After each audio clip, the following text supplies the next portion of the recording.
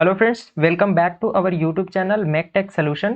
तो हम लोगों ने जैसा कि एक सब्जेक्ट अभी स्टार्ट किया है, वो पढ़ रहे हैं हम इंजीनियरिंग मैकेनिक्स को। तो आज हम इस लेक्चर में कुछ नए सब्जेक्ट के नेक्स्ट 5वें सेमेस्टर के सब्जेक्ट को स्टार्ट करने वाले हैं, जिसमें सिलेबस के बारे में डिस्कस करेंगे। जो हमारा सबसे ही इम्पोर्टेंट सब्जेक्ट अगर देखा जाए मैकेनिकल ग्रेड में, तो हमारा ये सब्जेक्ट है थ्योरी ऑफ मशीन। देखिए, थ्योरी ऑफ मशीन की जब हम बात करते हैं तो सबसे पहले इसमें हम सिलेबस के बारे में आज जान लेते हैं। काफ़ी इंटरेस्टिंग सब्जेक्ट है। इस सब्जेक्ट में हम मशीन से रिलेटेड जो मोशंस वगैरह हैं उसके बारे में जानते हैं, और बाकी हमारी जो पावर ट्रांसमिशन होते हैं उसके बारे में हम जानते हैं। तो काफ़ी interested subject theory of machine है, जिसको हम आराम से धीरे धीरे टॉपिक वाइज समझते हुए चलेंगे और प्लस न्यूमेरिकल को भी सॉल्व करते हुए चलेंगे। तो चलिए, अगर हम देखिए थ्योरी ऑफ मशीन की जब हम बात करते हैं तो यहाँ पे हमें सबसे मेन इंपॉर्टेंट चीज़, देखिए किसी सब्जेक्ट को सबसे मेन इंपॉर्टेंट चीज़ क्या होता है कि उसको पढ़ना है तो सबसे पहले उसके सिलेबस को जानना ज़रूरी है कि हमें कितना सिलेबस पढ़ना है। तो वैसे ही एक नए सब्जेक्ट के साथ हम नेक्स्ट डे से मिलेंगे, जो है हमारा थ्योरी ऑफ मशीन। तो आइए इसके सिलेबस के बारे में बात करते हैं कि हमें पढ़ना क्या है इसमें। देखिए,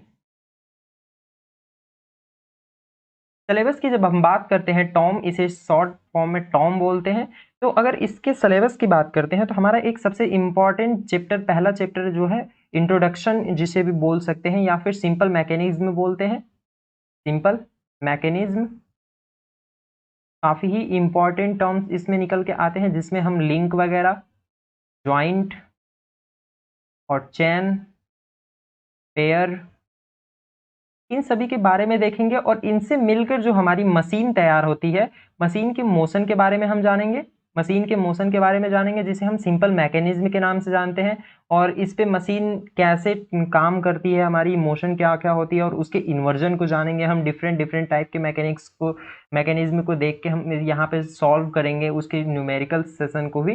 तो एक ये सब पहला चैप्टर हमारा सबसे ही इम्पॉर्टेंट चैप्टर माना जाता है अगर हम थ्योरी ऑफ मशीन की बात करें तो, क्योंकि यह बेसिक, देखिए किसी भी सब्जेक्ट का अगर बेसिक बेसिक जो होता है ना, उसको बेसिक को अगर हम अच्छे से पढ़ लेते हैं तो हमारा सब्जेक्ट की जो बेस तैयार हो जाता है। बाकी आने वाले जो हमारे चैप्टर्स होते हैं तो उसमें कोई प्रॉब्लम नहीं होती, क्योंकि हमें बेसिक्स पता होती है। देखिए, थ्योरी ऑफ मशीन एक ऐसा सब्जेक्ट है कि जो हम अलग अलग, अगर इसमें जैसे चैप्टर वाइज हम बात करेंगे आगे जो हम लिखने वाले हैं चैप्टर, तो यहाँ पे हम थ्योरी ऑफ मशीन, जैसे हमारा ये थर्मल होता है तो एक से एक रिलेट होके चलता है कि अगर हम जब तक पहले चैप्टर को ना पढ़ें तो फिर दूसरा चैप्टर हमें समझ में नहीं आएगा। बट थ्योरी ऑफ मशीन एक ऐसा सब्जेक्ट है जिसमें हम कहीं से भी स्टार्ट कर सकते हैं, किसी भी चैप्टर को हम पढ़ सकते हैं। उसके लिए हमें पिछले चैप्टर की कोई ज़रूरत नहीं होती है। ओके, तो आइए इसी के साथ आगे बढ़ते हुए हम देखते हैं दूसरे चैप्टर की। अगर हम बात करते हैं तो यहाँ पर हमारा दूसरा चैप्टर आता है काइनेटिक मोशन, काइनेमेटिक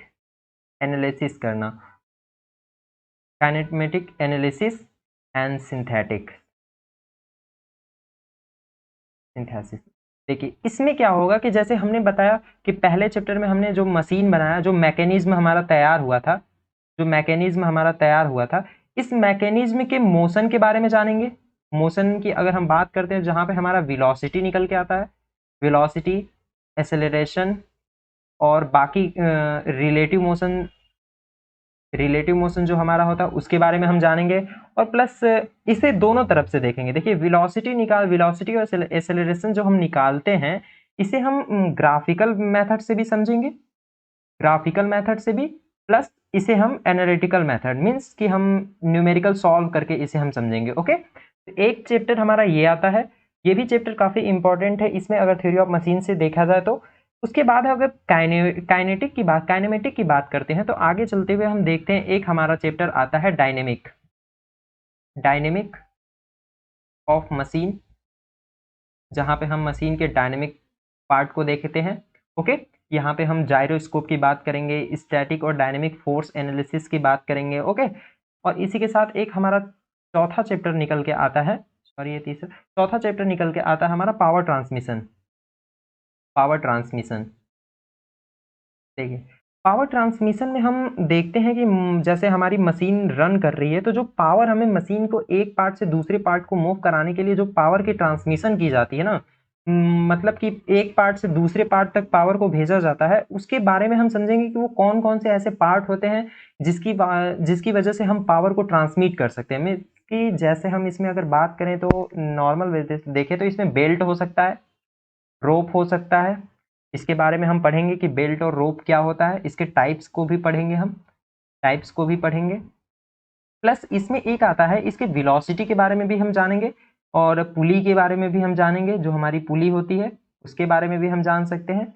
और यहाँ पे कुछ टर्म्स हमारे आते हैं जिसमें कि बेल्ट और रोप में जो हमारा टेंशन निकलना या फिर कंप्रेशन जहाँ जहाँ जो चीज़ें होती है उसके बारे में हम पढ़ेंगे। और यहाँ पर एक और टॉपिक निकल के आएगी, गियर। गियर से भी हम पावर ट्रांसमिशन कर सकते हैं, तो गियर भी हमारा एक इसमें बहुत ही इंपॉर्टेंट पॉइंट है जिसको हम पढ़ेंगे और गियर के टर्मिनोलॉजी को भी पढ़ेंगे। ओके, नेक्स्ट चैप्टर हमारा इसमें एक और आता है जो है हमारा फ्लाईव्हील।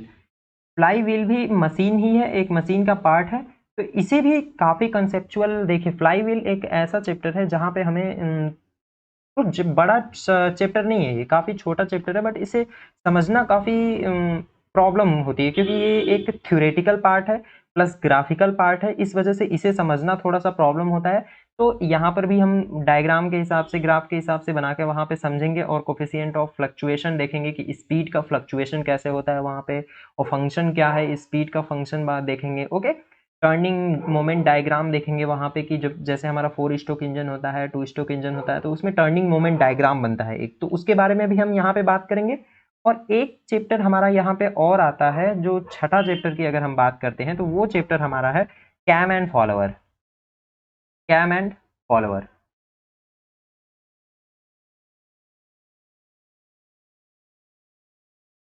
देखिए कैम एंड फॉलोअर काफी ही इंपॉर्टेंट चैप्टर है, जो कि theory plus theory plus numerical plus graph, इन सभी टर्म्स यहाँ पे निकल के आते हैं। जैसे कैम एंड फॉलोअर के बारे में हम पढ़ेंगे आगे कि क्या चीजें हैं, तो ये भी एक इम्पॉर्टेंट चैप्टर है, ये एक इम्पॉर्टेंट चैप्टर है। और दूसरा एक हम important, very very important chapter की अगर बात करते हैं तो यहाँ पे पावर ट्रांसमिशन एक इम्पॉर्टेंट चैप्टर है, प्लस पहला चैप्टर जो हमारा है वो भी एक इम्पॉर्टेंट चैप्टर है। ओके, तो इसी में एक चैप्टर हमारा और निकल के आता है जिसे हम पढ़ने वाले हैं बैलेंसिंग। Balancing, balancing. और एक चैप्टर हमारा है वाइब्रेशन। Vibration, okay. तो देखिए बैलेंसिंग और वाइब्रेशन, हमारा वाइब्रेशन तो आप जानते ही होंगे कि वाइब्रेशन एक हमारा फिजिक्स से रिलेटेड है, जहाँ पे हम कुछ टर्म्स को पढ़ेंगे, डैम्पिंग वगैरह के बारे में जानेंगे हम, लॉन्गिट्यूडनल और लेटरल वाइब्रेशन के बारे में। और बैलेंसिंग जो है यहाँ पे हम देखते हैं कि बॉडी को हम बैलेंस कैसे कर सकते हैं, तो इसमें हम बैलेंसिंग के बारे में, बैलेंसिंग देखेंगे कि बॉडी हमारी बैलेंस कैसे करते हैं, मास कहाँ कहाँ लगाते हैं, प्लस वेट कहाँ कहाँ लगता है, जिसके कारण हमारी बॉडी बैलेंस होती है। ठीक है, तो आज की इस सिलेबस में केवल इतना ही। नेक्स्ट डे से हम सिलेबस के एक एक टर्म्स को लेके चलेंगे और धीरे धीरे लेके चलेंगे। तो आज के लेक्चर के लिए बस इतना ही, नेक्स्ट लेक्चर में मिलते हैं लाइव क्लास के साथ।